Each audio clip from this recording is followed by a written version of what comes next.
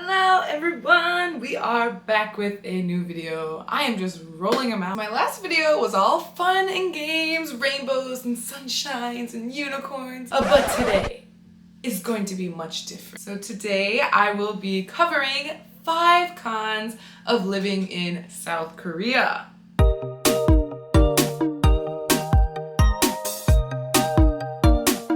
Number 1, all of the smoking and spit that you encounter when you walk on a sidewalk here. Anytime you walk by a busy street or a very popular area, you will always see such young people just smoking, lighting a cigarette. It is very normal here. Even when I am on my way to work, just walking to the bus stop, I will see like 2 or 3 people like walking and smoking at the same time. And usually I hate it because they'll just be in front of me while I'm trying to walk, and there's like, it's a narrow street so I can't really get around, and they'll just blow the smoke out and whoosh, what do you know, it hits me in my face. So because people smoke so much here, they just spit on the ground. And I thought that was crazy. I was shocked because Korea is actually a very clean country, but there's spit everywhere on the ground. I live next to 2 of the hottest like downtown places in Daejeon, which is my city, especially like if it's after 6 p.m.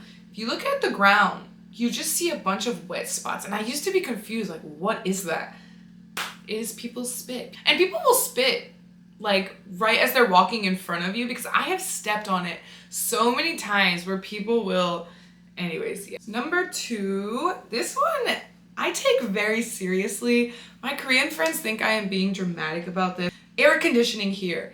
Air conditioners are turned on only on the hottest of hot days. And even then, they'll wait until like the middle of the day to turn it on. So my school does use the air conditioner, right? They're not lunatics. But in the morning, they only open windows and let like the stuffy air out. But being an American, I am so privileged and used to running the AC probably 24 hours, almost. That's an exaggeration.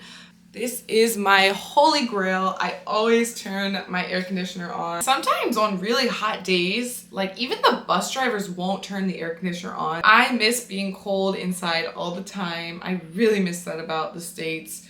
Number 3, this one is kind of a serious topic. I'm gonna try to keep it lighthearted. In general, I think South Korea is a culture that is obsessed with weight. Coming to South Korea, I was very body positive, like body positivity and loving yourself. Sounds cheesy, but I was very, very much that person. I was always encouraging like my girlfriends, like, you are so beautiful, like you are healthy, it does not matter what the scale says. And then coming to South Korea, yeah, it's really, really hard to keep a positive mindset. I have heard stories of foreigners going to Korean doctors on just a medical checkup, and the doctor will tell them they're extremely overweight. And I think the BMI system that they do here in Korea, obviously I think is different than the standards for Americans. I know some people who have been told like by the doctor, like they're at a healthy weight and the doctor's like, you need to lose like 15 pounds or I don't know how many kilograms. So even really, really healthy people are told that they're fat, regardless of your height, regardless of like your genetics.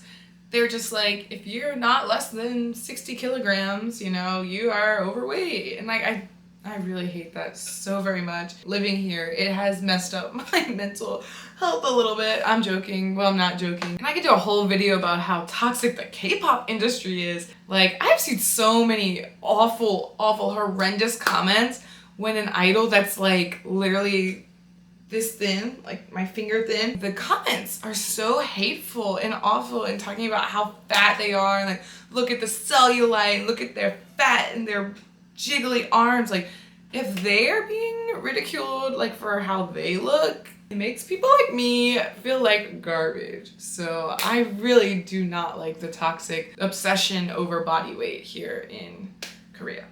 Number 4 is about trash bins, or lack thereof. In South Korea, you will buy a certain color bag for your district. I'll go get. So this is the trash bag for my district. You actually have to go to like a convenience store and ask to buy these. So this one is like a 10-liter one. You can get different sizes. If I want to put out like my food waste, you have to also put that in a separate container, and you have to buy stickers specifically for food waste. Cost isn't huge, but I think it's so crazy that there's no like big bulky like the black American trash bins that you're thinking of. Because people put their garbage in an open area, the streets can smell so bad. We are always like holding our nose, like certain streets, especially those narrow streets, before the garbage collector like picks it up. It just sits there. You can smell it. And it's also people's food waste. You're having trash and you're having the food waste, the combined smell, especially on those hot days or rainy days like today.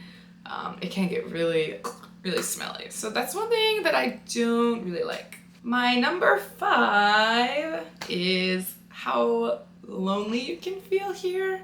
Korea is a very fast-paced country.